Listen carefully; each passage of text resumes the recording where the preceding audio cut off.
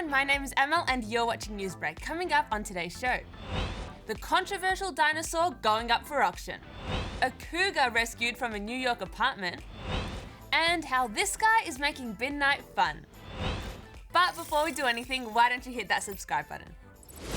This is Big John, the largest Triceratops ever discovered, and in a couple of weeks he's going to be up for sale.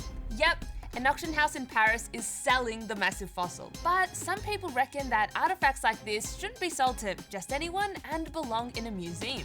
Here's Cal with more.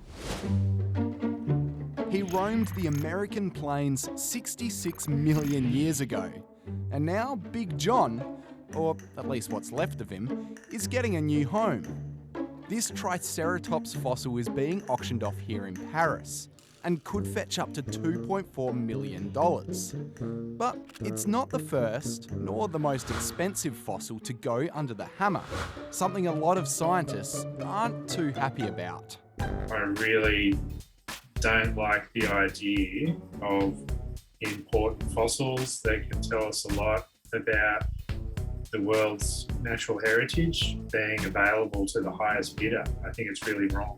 This is paleontologist Dr Steve Salisbury, and he says private fossil collections can be a real problem. Specimens like these could be lost forever from science and from being publicly available, so they could disappear. It can also encourage people to illegally dig for fossils or smuggle rare bones across the globe. There are a lot of really important fossils that have been smuggled out of places like China and also Brazil in South America. You know, none of us should really have the right to own our natural heritage. It's something that belongs to everyone.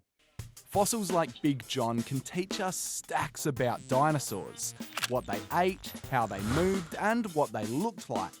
And while he might be worth millions of dollars to his new owner, for scientists like Steve, these bones are priceless. A cougar has been rescued from a New York City apartment where it had been kept as a pet.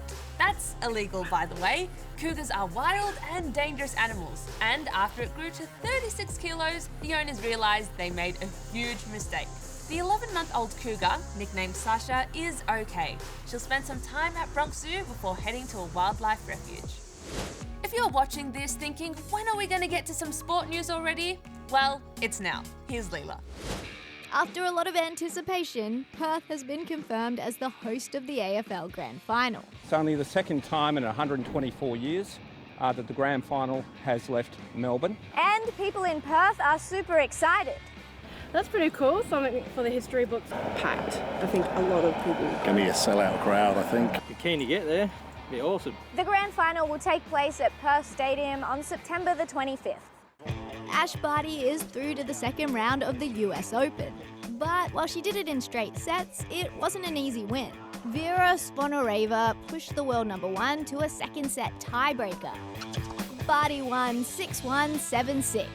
When your back is against the wall, you trust yourself, you go out there and pick your spots and hit them. Now to the Paralympics. Cyclist Darren Hicks has won gold in the C2 time trial, as did James Turner in the men's T36 400 metres. Dylan Alcott's just one win away from a second consecutive Paralympic quad wheelchair singles gold medal. He won his semi-final in 3 sets against 18-year-old Niels Vink. And finally, here's some dogs and their humans competing in a 6-legged race in Croatia. It's a traditional end-of-summer event, which involves a short run, swim, and a speed eating and drinking contest. 13 teams took part this year, but there could only be two winners. This duo, Antonija and Nando. Well done. Finally today, it's time to meet some colourful characters in Melbourne, helping make lockdown a little more fun. Characters all played by this guy, Greg Kearney. 006 3/4, Bind, James Bind. Every week, he takes out his bins as someone different, and films it of course.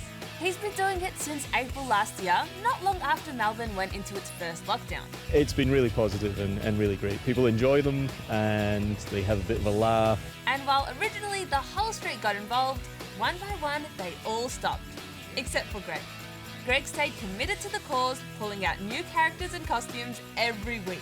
And he says with no lockdown end in sight, his mission still isn't complete. Okay, sweet, that's all from us, but before you go, why don't you hit that subscribe button and we'll catch you tomorrow.